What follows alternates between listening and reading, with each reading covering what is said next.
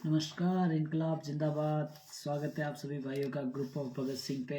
मैं आपका अपना भाई नवल आपका तहे दिल से स्वागत करता हूँ। आज हम पढ़ेंगे, पहचान गए, चंद्रशेखर जी आज़ाद। इनके बारे में आज हम पढ़ेंगे, तो लाइव में जुड़ जाइए आप सभी लोग। फिर मैं अपना स्टार्ट करता हूँ। कुछ ज्ञान मुझे पता है, कुछ अगर आपको पता है तो आप भी बताओ। विख्यात क्रांतिकारी चंद्रशेखर जी आज़ाद का जन्म 23 जुलाई 1906 को हुआ था के मध्य में। इनका जो गांव था उसका नाम था, मध्य प्रदेश में था, भावरा गांव के थे। इनके पिताजी का नाम सीताराम जी तिवारी था। पूर्वज उनके तिवारी। रोजगार की तरह उनके पिताजी की जो वार्षिक आय थी वो सिर्फ 5 रुपये थी उस टाइम। तो परिवार की तंगी थी, 3-4 भाई थे ये, तो परिवार की तंगी। तो पिताजी ने सोचा चंद्रशेखर जी को भी काम में डाल देना चाहिए ताकि परिवार में पैसों की सहायता हो सके। ऐसा उनके पिताजी चाहते थे कि चंद्रशेखर आज़ाद को कोई कार्य करके परिवार चलाने में उनकी मदद करे, किंतु नियति को उनके कदमों में मुंबई पर तरफ मोड़ दिया, जिन्होंने कुछ उन्होंने फिर वो क्या है, मुंबई चले गए कोई काम की तलाश में। तो उन्होंने पहले खलासी की नौकरी की थी, एक यहाँ पे खलासी की नौकरी की, कई का कार्य किया। लेकिन फिर संस्कृत पढ़ने वाराणसी चले गए। वाराणसी में एक सुविधा थी, हिंदू बच्चों को एक तो पढ़ाई किया जाता था, और जितने भी धनवान थे वहाँ के लोग, वो बच्चों के लिए खाना खिलाते थे। जो भी वहाँ पे पढ़ने आते थे ब्राह्मण बच्चे, उनको हर दिन का खाना खिलाते थे और पढ़ाई करवाते थे। संस्कृत की पढ़ाई वाराणसी में निःशुल्क शिक्षा व भोजन के इंतजाम के पश्चात उन्होंने संस्कृत का अध्ययन करना आरंभ कर दिया। इस दौरान जब वो गांधी ने उस टाइम असहयोग आंदोलन स्टार्ट किया था। तो हमारे जो चंद्रशेखर जी थे वो आंदोलन में चले गए, और फिर गांधी का असली रूप पता चला जब चोरा चोरी कांड में गांधी ने असहयोग आंदोलन वापस ले लिया। तब हमारे बहुत से क्रांतिकारियों का दिल टूटा था। स्कूल में अपने बच्चों की जब गांधी ने बोला तो भाई अंग्रेजी जो कोई इस्तेमाल नहीं करेगा, कपड़े नहीं पहनेगा, स्कूल छोड़ देगा, जो भी। तो ऐसा क्या, सभी क्रांतिकारियों ने कपड़े जला दिए थे, अंग्रेजों से जो लाए हुए थे वो सारे कपड़े जला दिए, और स्कूलों में जाना छोड़ दिया, कॉलेज छोड़ दिया।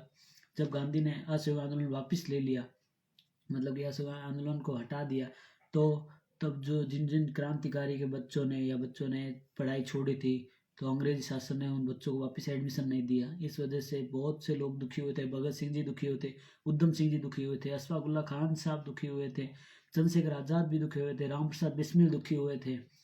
और जो लाला लाजपत राय थे, उन्होंने फिर अपना लॉ कॉलेज खोला था लाहौर में, जिसमें भगत सिंह जी, सुखदेव जी, राजगुरु जी, सभी क्रांतिकारी वहाँ स्पेशली वो क्रांतिकारी बच्चों को ही पढ़ाते थे। सभी पढ़ सकते थे, उसमें वो कोई दिक्कत नहीं थी। बट ज़्यादातर भारतीय स्वाधीनता के जो संग्राम में शहीद हुए थे उनके बच्चों को पढ़ाया जाता था, और सभी क्रांतिकारियों के बच्चों को पढ़ाया जाता था, सभी क्रांतिकारियों को पढ़ाया जाता था। जब चंद्रशेखर आज़ाद भी उनसे प्रभावित हुए थे, पर धरना प्रदर्शन किया, गिरफ्तारी के पश्चात घटनाओं के पूर्व उनके व्यक्तिगत जिंदगी में दृष्टि डाल ली जाए। जब गिरफ्तार किया चंद्रशेखर आज़ाद जी को, जब अदालत में मजिस्ट्रेट के आगे, उस टाइम मजिस्ट्रेट नाम का खरे घाट मजिस्ट्रेट था, वहाँ पे उसके सामने चंद्रशेखर आज़ाद जी को लाया गया। तो आज़ाद जी से पूछा गया नाम, बोले आज़ाद। पिता का नाम स्वतंत्रता। और स्थान कहाँ है, तो उन्होंने बोला जेल। बोले चंद्रशेखर आज़ाद जी से पूछा गया तुम्हारा नाम क्या है, एकदम तड़क के जवाब दिया आज़ाद। पिता का नाम स्वतंत्रता। कहाँ रहते हो, बोले जेल में। 15 साल के थे उस टाइम चंद्रशेखर आज़ाद जी, 15 साल के थे। तो उन्होंने पूछा तुम्हारी उम्र कितनी है, उन्होंने बोला 15 साल। तुमको 15 कोड़े मारे जाएंगे। मजिस्ट्रेट ने बोला ठीक है। उन्होंने बोला कोई दिक्कत नहीं है, मार लो, तुम में हिम्मत होनी चाहिए, मैं तो खा सकता हूँ। ऐसी कोई समझ आया नहीं। तो उस टाइम गिरफ्तारी के दौरान पुलिस के द्वारा किए गए मजिस्ट्रेट ने वाहन पूछने पर स्वयं का नाम आज़ाद, पिता का नाम स्वाधीनता और स्थान जेल बताया गया। क्रिकेट ने 1522 बेतों की सजा दर्दनाक थी। नंगे बदन करके उनके ऊपर कोड़े मार गए। एक कोड़े में भी उनके खून निकल जाता था। हष्ट पुष्ट थे उस टाइम, मोटे ताजे आराम से थे, बॉडी सब फिटनेस थी उनकी, फिर भी खून निकल जाता था। तो वो कोड़े खाते रहे, और हर कोड़े में भारत माता की जय, भारत माता की जय के नारे लगाते गए। हर कोड़े में अंग्रेज थक गया, 15 कोड़े मारते। बोला तू सुधरेगा नहीं। उन्होंने बोला सिर्फ भारत माता की जय। मैं जन्मा हूँ स्वतंत्रता पाने के लिए, और स्वतंत्र हमारा अधिकार है, मैं आज़ाद जीऊँगा, आज़ाद ही मरूँगा। उन्होंने यह नारा लगाया था उस टाइम। उसके बाद उनकी रिहाई हुई तो जी जेल से बाहर आए तो उनका बहुत सभी क्रांतिकारियों ने स्वागत भी किया था, उनको माला पहनाकर कंधे पे उठाया था और चंद्रशेखर आज़ाद की जय, चंद्रशेखर आज़ाद की जय। उस दिन से उनका नाम चंद्रशेखर आज़ाद हो गया, क्योंकि उन्होंने मजिस्ट्रेट के सामने अपना नाम आज़ाद रख दिया था, तो चंद्रशेखर और आज़ाद जुड़ के चंद्रशेखर आज़ाद बन गया था उनका नाम। आगे पढ़ेंगे। उसके बाद उन्होंने सत्याग्रह आंदोलन को बंद किए कारण सत्याग्रह के पथ पर अपना मोड़ गांधी ने आंदोलन बंद कर दिया। परमाणु के विचार किए बिना ऐसा ही था। अन्य राष्ट्रभक्तों को निराशा, लेकिन चंद्रशेखर आजाद ने गांधी का सत्याग्रह अहिंसा मार्ग पर छोड़ दिया। उन्होंने मातृभूमि के आज़ाद करने का उन्होंने क्या एक संस्था थी जो जिनमें सभी हथियारों की और की मतलब की तैयारी करवाई जाती थी सभी क्रांतिकारियों को, तो उन्होंने वो ज्वाइन कर लिया गया था। गांधी ने छोड़ दिया, मातृभूमि के आज़ाद करने का पथ लिया। चंद्रशेखर आजाद सदाचारी, निडर, दुसाहसी, शक्तिशाली युवक थे। वह क्रांतिकारी संपर्क में आने पर गुणों के कारण जब हिंदुस्तान रिपब्लिक एसोसिएशन बना तो चंद्रशेखर आजाद जी उसके अध्यक्ष बन चुके थे, बन गए 1 साल के भीतर ही। 1 साल के जब 16 साल के थे तो वो अध्यक्ष थे। मात्र 16 साल की उम्र में चंद्रशेखर आजाद जी हिंदुस्तान रिपब्लिक एसोसिएशन के अध्यक्ष बन चुके थे उस टाइम। 16 साल की उम्र में, देख लो, 15 साल की उम्र में जेल गए, 16 साल की उम्र में इसी राष्ट्रभक्ति थी उनके अंदर। आजकल के 16 साल का बच्चा सिर्फ मोबाइल चला सकता है, उसके अलावा उनको कोई पता नहीं है चंद्रशेखर आजाद कौन थे, या भगत सिंह जी कौन थे, राजगुरु जी कौन थे, सुखदेव जी कौन थे, अशफाक उल्लाह खान साहब कौन थे, राम प्रसाद बिस्मिल कौन थे, मदन लाल जी ढींगरा कौन थे, किसी को कुछ नहीं पता। खुदीराम बोस कौन थे, जो 18 वर्ष की उम्र में जिनको फांसी हो गई थी, खुदीराम बोस भगवत गीता हाथ में लेके फांसी पर चढ़ गए थे, उनको सब पता नहीं है। लेकिन उस टाइम 16 साल के चंद्रशेखर आजाद जी हिंदुस्तान रिपब्लिक एसोसिएशन के अध्यक्ष बने थे उन्होंने उस टाइम।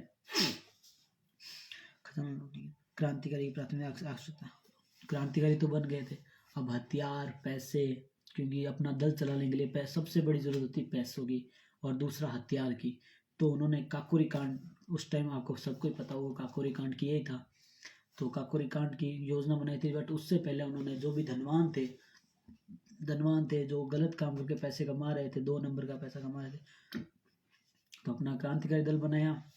उसमें राम प्रसाद जी बिस्मिल थे, अशफाक उल्लाह खान साहब थे, रोशन सिंह लाठी थे, हैदर थे, जयदेव कपूर था, राजगोपाल थे। ये 5-7 क्रांतिकारी थे जो खजाना लूटते थे और अपनी क्रांतिकारी हिंदुस्तान रिपब्लिक एसोसिएशन को दल को चलाते थे। उस टाइम का है हिंदुस्तान रिपब्लिक एसोसिएशन विकसित की गई थी। जो योजना से क्रांतिकारी 9 अगस्त 1925 को 9 अगस्त 1925 को काकोरी कांड हुआ था। मैं बता देता हूँ आपको। वो लखनऊ यानी स्टेशन सहानपुर लखनऊ यात्री गाड़ी में खजाना लूट रहे थे। उस दल ने नेताजी पंडित राम प्रसाद चंद्रशेखर आजाद भी दल में शरीक थे। उस वक्त उनकी उम्र महज 16 साल की थी। क्रांति पथ में हथियारों के प्रस्तुत करने के लिए उद्देश्य में डाली गई डकैती में यह योजना पूर्णतः सफल साबित हुई। क्रांतिकारी की महज आधे घंटे सरकारी खजाना लूटने के पश्चात फरार हो गए थे। इस माह एक माह तक किसी का कोई पता नहीं चला था कि कौन कौन शामिल था, जबकि फिर अचानक से एक जगह वहाँ राम प्रसाद जी बिस्मिल थे, उनका एक शॉल गिर गया था वहाँ काकोरी कांड में। जब वो ट्रेन के आगे थे तलाशी ले रहे थे तो राम प्रसाद जी बिस्मिल का शॉल वहाँ गिरा था, उस पर कोई धोबी का स्टाम्प था। तो उस कारण से राम प्रसाद जी बिस्मिल तो नहीं पकड़े गए, बट उनके साथी कोई गिरफ्तार हो गया था। उनका साथी एक गिरफ्तार हुआ, उसको पुलिस ने मारा, बहुत मारा। उसके बाद उन्होंने सबके नाम बता दिए। तो अगले महीने ही राम प्रसाद जी बिस्मिल, अशफाक उल्लाह खान साहब और चंद्रशेखर आजाद जी की गिरफ्तारी हो गई, जिसमें से गिरफ्तारी होने के बाद चंद्रशेखर आजाद जी तो वहाँ से फरार हो गए थे, भागने में कामयाब हो गए थे, जबकि राम प्रसाद जी बिस्मिल और अशफाक उल्लाह खान और रोशन सिंह लाठी तीनों गिरफ्तार हो गए थे। रोशन सिंह लाठी बाद में गिरफ्तारी हुई उनकी, लेकिन अशफाक उल्लाह खान साहब और राम प्रसाद जी बिस्मिल ऐसी अच्छी यारी थी उन दोनों की, दोनों को एक ही दिन फांसी हुई थी। और राम प्रसाद जी बिस्मिल की कविता में अशफाक उल्लाह खान साहब का एक बहुत ही अच्छा वाक्य किया है, उनकी डायरी पढ़ेंगे तो उसमें भी उनका वर्णन आएगा। लेकिन मैं बता देता हूँ, अभी जो करते हैं हिंदू मुस्लिम, तो उस टाइम अशफाक उल्लाह खान साहब और राम प्रसाद जी बिस्मिल बहुत अच्छे दोस्त थे। वो कभी हिंदू मुस्लिम सिख ईसाई सभी जातियों से परे थे। वो उस टाइम उनको हिंदू मुस्लिम और से कोई मतलब नहीं था। हिंदुस्तान रिपब्लिक एसोसिएशन के अध्यक्ष होने के नाते वो सबको एक करके चल रहे थे। उस टाइम हिंदू मुस्लिम नहीं था। हिंदू मुस्लिम उन्होंने बाद में किया, अंग्रेजों ने फूट डालो राजनीति की थी, गांधी जी ने फूट डालो राजनीति की थी, जवाहरलाल नेहरू ने फूट डालो राजनीति की थी, जितने भी नेता आए थे उन्होंने फूट डालो राजनीति की थी। नेता सिर्फ एक थे उस टाइम, सुभाष चंद्र बोस थे नेताजी। उन्होंने कभी ये नहीं किया फूट डालो राजनीति, उन्होंने एक सेना बनाई, वो सब आपको भी पता है। उन्होंने सेना बनाई और सभी सेना को साथ लेके चले थे। अब हम आगे पढ़ेंगे। हिंदुस्तानी रिपब्लिक एसोसिएशन, उनकी मुलाकात झांसी में एक मास्टर रघुनारायण सिंह, भगवान दास महादूर, सदाशिव मलकापुरम और विश्वनाथ से सभी क्रांतिकारियों से छिपकर रहते हुए चंद्रशेखर आजाद सशस्त्र में क्रांतिकारी संगठन बनाने लग गए थे। उन्होंने फिर वहां से जब काकोरी कांड हुआ तो काकोरी कांड में पकड़े गए, उसके बाद वो वहाँ से फरार हो गए। फरार होने के बाद वो झांसी चले गए थे। झांसी में एक प्रेस में काम करने लग गए थे, जो प्रताप प्रेस था, उस प्रेस का नाम था प्रताप प्रेस। प्रेस में वो काम करने लग गए थे वहाँ पे। और वहीं पे भी अपने ही दल की तैयारी कर रहे थे। अपने दल को मजबूत करने के लिए उन्होंने और से झांसी के भी क्रांतिकारी जोड़े थे, जिनमें से मास्टर रुद्र नारायण सिंह जी, भगवान दास जी, सदाशिव, विश्वनाथ जी, मलकापुरम जी जैसे क्रांतिकारी थे, उन्होंने उनको जोड़ा था। ये सभी क्रांतिकारी छिपकर रहने चंद्रशेखर आजाद सशस्त्र और क्रांतिकारी संगठन बनाने लगे। फिर उन्होंने अपना दल हिंदुस्तान रिपब्लिक एसोसिएशन रख दिया। हिंदुस्तान समाजवादी प्रजातंत्र संघ था उनका। हिंदुस्तान रिपब्लिक एसोसिएशन संघ बनाया गया, मतलब कि वो चाहते थे कि सभी हम एक होकर रहें, और अगर एक होंगे तभी हमें आज़ादी मिलेगी। उनका मानना ये था। किंतु गौरी जब अंग्रेजों को पता चल गया था कि हिंदुस्तान रिपब्लिक एसोसिएशन में नए हुए जुड़ रहे हैं, तो उन्होंने क्या किया था, हिंदुस्तान रिपब्लिक एसोसिएशन के मतलब लमसम क्रांतिकारियों के ऊपर नजर रखना स्टार्ट कर दिया था। अपने मुखबिर छोड़ दिए थे उनके बीच में। मुखबिर भी थे, बड़े नेता भी इसमें शामिल थे। वो चाहते थे कि चंद्रशेखर आजाद जी, भगत सिंह जी, राजगुरु जी, सुखदेव जी, राम प्रसाद जी बिस्मिल को कभी शहीद का दर्जा ना दिया जाए, और वो उनका मरवाना चाहते थे। सीधी बात तो ये है, वो चाहते ही नहीं थे कि इन लोगों की वजह से हमें आज़ादी मिले। और वो आज़ादी चाहते भी नहीं थे, वो तो बस अपना आधा राज चाहते थे। वो बोलते थे बस हमें कुर्सी पे बिठा दो, राज आप करो, हिंदुस्तान को गुलाम में रखो, हमें कोई मतलब नहीं है, हमें बस अपना राज दे दो आप। ऐसा चाहते थे बड़े लोग, जिन्होंने असहयोग आंदोलन स्टार्ट किया था, जो भी बड़े बड़े लोग थे। और उनकी वजह से ही आज चंद्रशेखर आज़ाद जी को मारा गया था। उन्होंने मुखबिरी की थी कि चंद्रशेखर आज़ाद एनफील्ड पार्क में है, उसके बावजूद भी उन्होंने कभी उनको बचाने का प्रयास नहीं किया था। सीधी बात ये। अन्याय स्वीकार, उनका व्यक्ति न्याय के पक्ष पर था। चंद्रशेखर आजाद मातृभूमि की आज़ादी के लिए समर्पित क्रांतिकारी थे। अपितु कहीं भी अन्याय होते देख पीड़ित पक्ष की मदद करना पूरा प्रयास करते थे। पर्याप्त शक्ति और जेब में अनेसर धन रहने से उनका आत्मविश्वास सातवें आसमान पर रहता था। जरूरत पड़ने पर वह सामान्य मामलों में तो शक्ति का बल ही लुटा रहे थे। एक शराबी ने उनके बहुत से किस्से हैं, लेकिन 2 किस्से विशेष हैं उनके क्या, घर के पास में एक शराबी रहता था, जो शराब पीकर अपनी पत्नी को मारता था। तो चंद्रशेखर आजाद जी 1-2 बार उसको समझाने गए, वो समझ भी गया, लेकिन उस दिन को थोड़े दिनों बाद फिर से वही हरकत करता था उसने। तो शराबी को चंद्रशेखर आजाद ने समझाया, भाई क्यों अपनी पत्नी को मारते हो, तुम ऐसे कर रहे हो वैसे कर रहे हो। तो चंद्रशेखर आजाद से वो झगड़ने लग गए। ऐसा झगड़ा करते करते बात बढ़ गई, तो चंद्रशेखर आजाद ने उसको थप्पड़ मार दी। हष्ट-पुष्ट तो थे ही, बॉडी में अच्छे थे, तो थप्पड़ मारते ही वो मुंह के बल गिर गया और फिर बेहोश हो गया। झटपटा के बेहोश हुआ, तो चंद्रशेखर आजाद जी उसे उठा के उसके कमरे में सुलाने गए। फिर भी शराबी की आदत आप जानते ही हो, शराबी क्या करता है, अपने आप वो बस सोचता है बस मैं ही हूँ सबसे ज़्यादा बलशाली। तो ऐसा कुछ नहीं होता। चंद्रशेखर आजाद जी ने उसको समझाया कि ये सब तेरी शराब का पावर है, रहने दे मत कर। फिर वो नहीं माना, तो चंद्रशेखर आजाद जी ने उसको एक थप्पड़ और मारी, जिससे वो बेहोश हो गया और वो बैठ गया, वहाँ पे जाके लेट गया। जब सुबह उसकी आँख खुली, तो चंद्रशेखर आजाद से वो खुद माफ़ी मांगने आया कि मेरी गलती हो गई, मैंने अपनी पत्नी के ऊपर हाथ उठाया और शराब पी, मैं आइंदा से शराब नहीं पीऊँगा। चंद्रशेखर आजाद जी ने उनको माफ़ किया और छोड़ा कि चलो कोई बात नहीं, तुम जाओ। उसके पश्चात उन्होंने सहारा देकर उसको दरअसल पहले क्या है, एक किस्सा हो रहा है उनका। पहले जब अफगान से लोग आते थे, खान जो भी मोमडन लोग आते थे, वो क्या करते थे, हिंदुस्तान वालों को कर्जा दे के जाते थे और अगली तारीख तक वापस लेने आते थे। ऐसा करके जब चंद्रशेखर आजाद जी के एक पड़ोसी थे, उनको अफगान वालों ने कर्जा दिया था। लमसम थोड़ा बहुत ही कर्जा था।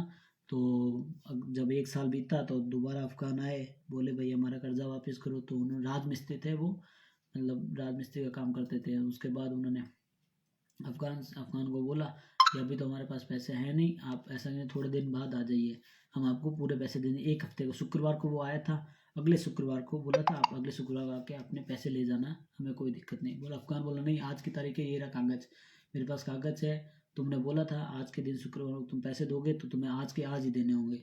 ऐसा करके वो झगड़ा करने लगा।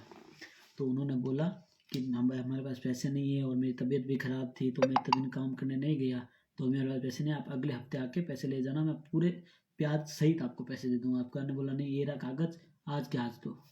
चंद्रशेखर आज़ाद जी वहाँ गए, बोला भाई क्या बात है, बोला मेरे पैसे बाकी हैं। बोला ना तबीयत ख़राब है, अगले हफ्ते दे देगा शुक्रवार को। न गर्म दल के थे, सीधी बात है चंद्रशेखर जी।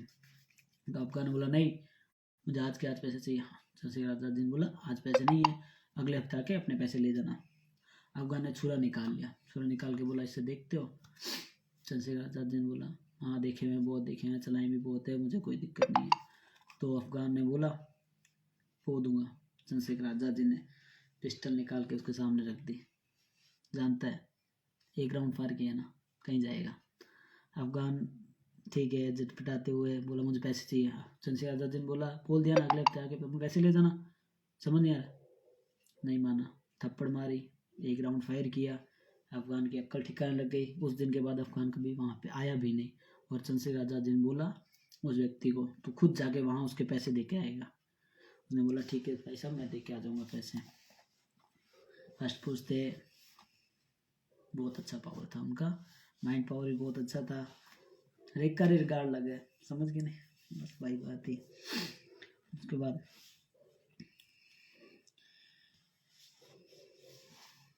साधु के वेद, ब्रिटिश हुकूमत के भेद थे सक्रिय और पूर्ण। उसके बाद चंद्रशेखर आज़ाद जी, जब अफ़गान को गोली मारी गई थी तो चंद्रशेखर आज़ाद जी ने, आज़ाद जी को पकड़ने के लिए ब्रिटिश आए थे।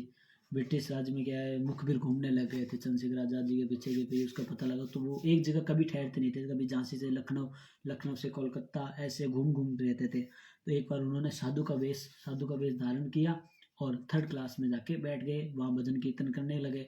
अंग्रेजों की नाक के नीचे से वो लखनऊ चले गए। सॉन्डर्स की हत्या में भी, सॉन्डर्स की हत्या के जब उन्होंने योजना बनाई थी सॉन्डर्स की हत्या करेंगे, लेकिन उसके बावजूद स्कॉट की हत्या कर दी गई थी। तो उस योजना में भी चंद्रशेखर आज़ाद जी का पूरा हाथ था। अंग्रेजों ने उस समय दमन चक्रव्यूह दिया था। सन 1928 अक्टूबर 1928 को स्कॉट की हत्या की थी, जबकि सॉन्डर्स की हत्या का प्लान बनाया गया था जब लाला लाजपत राय जी की हत्या की थी 1928 में अक्टूबर में। साइमन कमीशन गो बैक के नारे लगाए गए थे वहाँ, Simon commission go back, Simon commission go back के नारे दिए थे। उस विरोध में अंग्रेजों ने लाठीचार्ज किया था, जिसमें लाला लाजपत राय जी को बहुत बुरी तरह से स्कॉट ने, सॉन्डर्स ने उनकी लाठियों से पीट पीट कर हत्या कर दी गई थी। और लाला लाजपत राय जी की उनकी तबीयत बहुत गंभीर घायल हो गई थी, घायल हो गए थे। उसके बाद 1 महीने के पश्चात नवंबर में 1928 में इनकी लाला लाजपत राय जी की मृत्यु हो गई थी। तो लाला लाजपत राय जी की मृत्यु का बदला लेने के लिए भगत सिंह जी, सुखदेव जी, राजगुरु जी और ये चंद्रशेखर आज़ाद जी, ये सब गए थे वहाँ पे और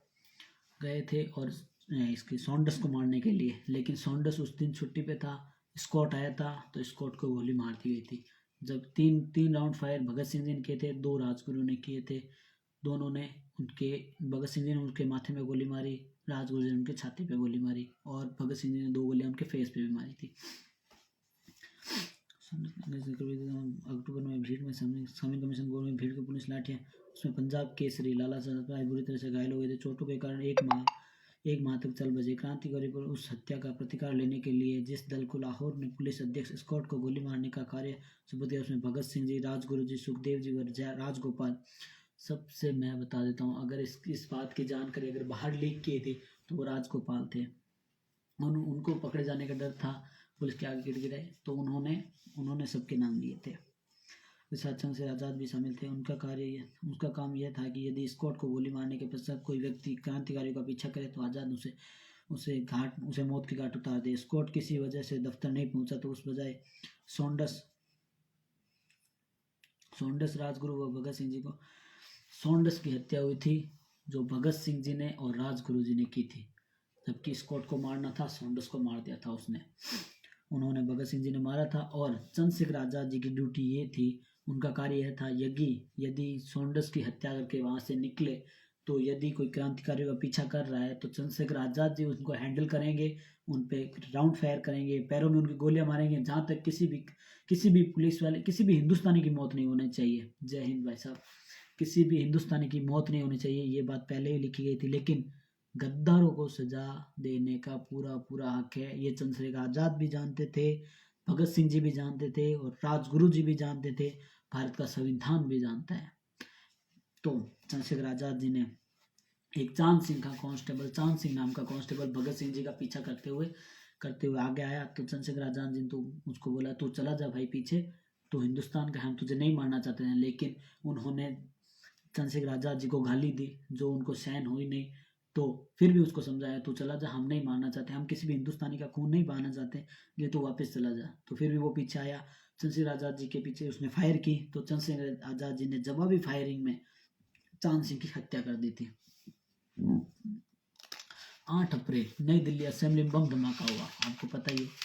वो कोई बम नहीं था, एक्चुअली कोई विस्फोटक बम नहीं था, वो सब इतना बम था, अंग्रेजों बहरों को सुनाने के लिए धमाके की आवश्यकता होती है, ये आप भी जानते हैं। और वो बम था, वो सत्येंद्र दास थे जो शहीद हो गए थे बम की परीक्षा में। वो संत वो जो थे शहीद हो गए थे, बम बना के दिया। उसके बाद एक बम उन्होंने और बनाया था, जिसकी पिन निकल गई थी, वो फेंका था उन्होंने और उसकी पिन निकल गई थी, लेकिन वो फिर भी वो फूटा नहीं। तो सत्येंद्र जो दादा थे, उन्होंने पास जाके देखा, उसके बावजूद उन्होंने पास जाके देखा तो अचानक से बम फूट गया, तो उसमें उनकी मृत्यु हो गई थी। बटुकेश्वर दत्त ने जो बम फेंके, उनकी योजना में चंद्रशेखर आजाद ने तैयार की था। योजना का मकसद दरअसल सरकारी अधिकारी का कत्ल करना नहीं, बल्कि ब्रिटिश हुकूमत के खिलाफ भारतवासियों को रोष व संसार के समक्ष जाहिर करना। उस बम विस्फोट का कांड पश्चात क्रांतिकारी समुदाय, भारत प्रजा के बेहद जनप्रिय भगत सिंह, बटुकेश्वर दत्त, सुखदेव व राजगुरु के चित्र हर जगह टंगने लगे। धनी लोग सभी क्रांतिकारियों को चंदाने लगे। उस टाइम जब ये कांड हुआ तो भगत सिंह जी, चंद्रशेखर आजाद जी, राजगुरु जी, बटुकेश्वर दत्त जी और सुखदेव जी के फोटो लगाए गए थे। फोटो लगाने के बाद एक तो अंग्रेजों ने तो फोटो लगाए थे कि ये इन सबको ढूंढो, ये बम बनाने वाले हैं, इन्होंने असेंबली में बम फेंका है, इनको ढूंढो, जो भी इनको देगा, इनको जो पकड़ाएगा उसको 7,500 की, उस टाइम 7,500 की इनामी राशि इन पे रखी गई थी। और जितने भी हमारे भारतवासी थे उनको पता था कि हमारे हीरो हम जाग चुके हैं, हमारे हीरो हमारे देश को आज़ाद कराएंगे। तो उसके बाद भगत सिंह जी, चंद्रशेखर आजाद जी, राजगुरु और सुखदेव जी सभी लोग लाहौर छोड़ के जाने का प्रयास कर रहे थे।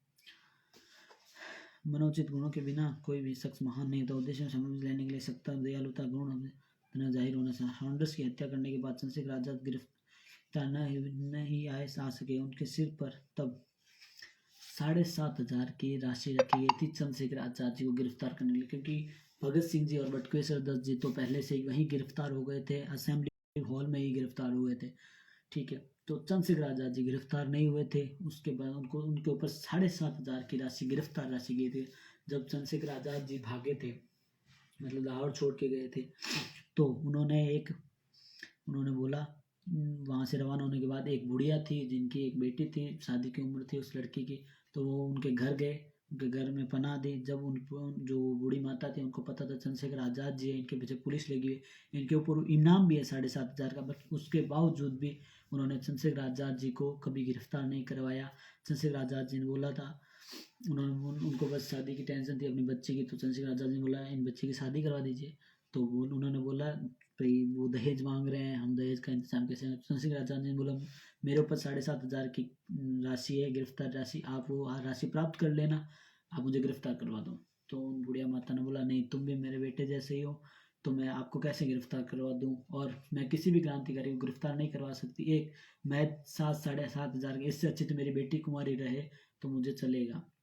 चंद्रशेखर आजाद जी ने खुश हुआ, बोले माता आप टेंशन मत ले, ये भी मेरी बहन है। तो उसको अपनी बहन मान के चंद्रशेखर आजाद जी ने जो अपने पास जो दल का धन था उसमें थोड़ा सा धन रखा और उन माता को दे के उन माता को दिया। तो माता जी ने मना कर दिया कि नहीं नहीं मुझे धन नहीं चाहिए, आप अपने पास रखो। चंद्रशेखर आजाद जी ने बोला, नहीं नहीं माता आप रख लो, ये भी मेरी बहन है, इनकी शादी करवानी है। बोला नहीं आप रखो, आपको ज़्यादा ज़रूरत है, आप हमारे देश को आज़ाद करवाओ जल्दी से जल्दी। चंद्रशेखर आज़ाद जी ने बोला ठीक है माता जी, जैसी आपकी मर्जी, आप नहीं रखना चाहते हो तो मत रखो। चंद्रशेखर आज़ाद जी ने तो वो रात को सो रहे थे तो अपने थैले से थोड़ा सा धन निकाल के वहाँ पे रख दिया, रख के और वहाँ से चुपचाप निकल गए। अगर वो जग जाते तो चंद्रशेखर आज़ाद जी को वो धन वापस दे देते, और वहाँ से फिर वो चंद्रशेखर आज़ाद जी मजबूर होकर वहाँ से उनको उसी दिन निकलना था, वो जरूरी था, क्योंकि वहाँ पे पुलिस का पहरा बहुत बढ़ चुका था। इसलिए चंद्रशेखर आज़ाद जी वहाँ से निकले और थोड़ा सा धन दे दिया, जिसमें से वो अपनी बच्ची की शादी करवा सके, और दहेज के लिए उनको पैसे दे दिए गए थे।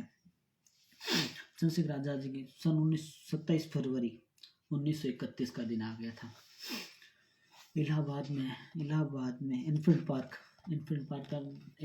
था, उसका नाम अभी तो आज़ाद पार्क है, बट उस टाइम इनफील्ड पार्क था। उसकी रेकी सभी जानते हैं कि चंद्रशेखर आज़ाद जी की वो जगह किसने बताई थी, लेकिन इसमें अभी मुखबिर का नाम दिया हुआ है। लेकिन दरअसल वो जगह एक नेता थे जो सबके चाचा बने हुए फिर रहे हैं, उन्होंने उनकी जानकारी दी थी, क्योंकि नेता कभी किसी का नहीं होता है, सीधी बात बता रहा हूँ। वो नेता थे, उन्होंने चंद्रशेखर आज़ाद जी की उन्होंने अपने पुलिस वाले को बोला था, उस पुलिस वाले का नाम बता देता हूँ, क्रांतिकारी सुखदेव राज नाट बाबर नाम का एक पुलिस वाला था, उसको बताया था कि वहाँ जाओ, चंद्रशेखर आज़ाद जी वहाँ बैठे हैं। जबकि इसमें मुखबिर का नाम दिया गया है, स्पष्ट रूप से ये किताब भी उनका नाम नहीं ले सकती है, सीधी बात बता रहा हूँ, क्योंकि सबको डर रहता है अपना, कल क्या सरकारी मतलब कोई हिरासत में ले ले, भाई तुम लोगों ने उसका नाम ले लिया, उनका नाम ले लिया, उसका नाम ले लिया, मैं उसको उसका बोलता हूँ, बहुत से लोग उनको उनका बोलते हैं, तो मैं उनको नहीं बोलूँगा। 14 तारीख को होता है, एक कोई आता है, ऐसा ऐसा दिन आता है उनका, मैं नहीं मनाता हूँ, कि मैं सिर्फ शहीदों की पूजा करता हूँ और शहीदों का सम्मान करता हूँ। जो धोखे से ऊपर आए हुए हैं, मैं उनका कभी सम्मान नहीं करता हूँ, मैं कभी उनके साथ खड़ा नहीं होता हूँ। मैं करूँगा चंद्रशेखर आज़ाद जी का, राम प्रसाद जी बिस्मिल, अशफाकुल्ला खान साहब, तात्या टोपे, झांसी की रानी, शिवाजी, महाराणा प्रताप सिंह जी बारट, केसरी सिंह जी बारट, उधम सिंह जी, मदन लाल ढींगरा, खुदीराम बोस, इन सब का सम्मान करो, और करूँगा, आगे भी करूँगा। लेकिन उन दो लोगों का मैं कभी सम्मान नहीं करूँगा, क्योंकि वो लोग धोखे से ऊपर आए हैं, इसलिए मैं उनका कोई सम्मान नहीं करता हूँ। आगे पढ़ते हैं।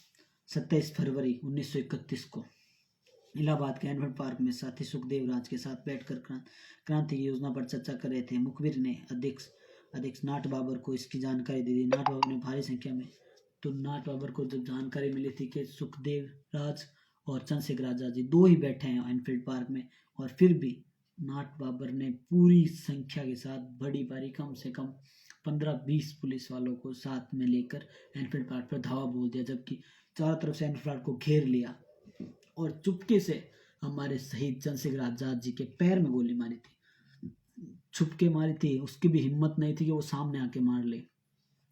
उस टाइम चंद्रशेखर आज़ाद जी की पिस्टल तो लोड थी, उसमें 6 गोलियां थी। उन्होंने मुकाबला किया था। जब उनके पैर को गोली लगी तो वो अपने पैर को घीस के एक पेड़ था, बरगद का पेड़, उसके पीछे चले गए और सुखदेव राज को बोला तुम यहाँ से चले जाओ। लेकिन सुखदेव राज ने बोला कि नहीं मैं आपको अकेले छोड़ के कैसे जाऊँ।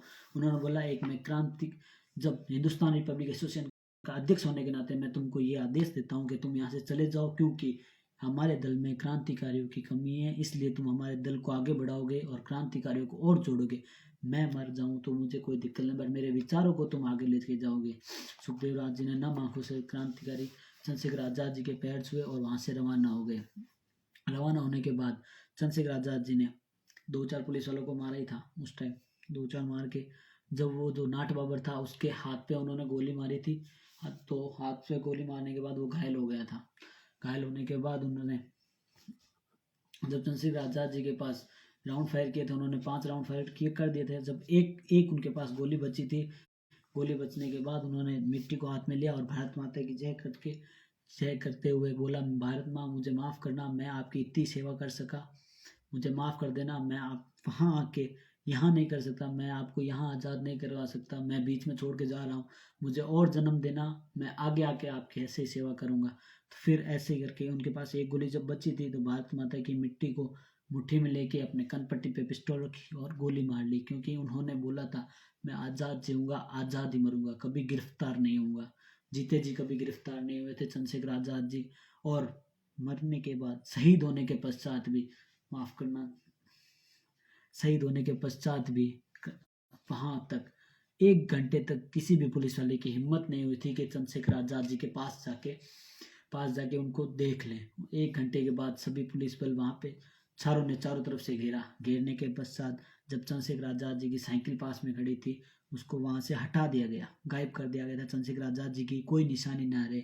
उनकी जो जो उनका जो पार्थिव शरीर था उसको भी जला दिया गया था। जब दुर्गा भाभी और सभी क्रांतिकारी जिन्हें शरीर लेने, उनकी जो पार्थिव शरीर था वो लेने गए थे, तो अंग्रेजों ने कुछ नहीं दिया, बोले हमने दाग संस्कार कर दिया गया, हम क्रांतिकारी कोई लाश नहीं देंगे। तो ऐसा करके जब, और बड़ी बात यह कि जो एनफील्ड पार्क में जो बरगद का पेड़ लगा हुआ था उसको भी अंग्रेजों ने काट दिया था, लेकिन दुर्गा भाभी जी हमारे जो महान संत थे, दुर्गा भाभी जी ने वहाँ अपना एक छोटा पौधा लगा दिया जो चंद्रशेखर आज़ाद जी की याद में याद दिलाता रहता है, और उसके नीचे दीप जला दिया, क्योंकि शहीदों के लिए दीपक बहुत ज़रूरी है।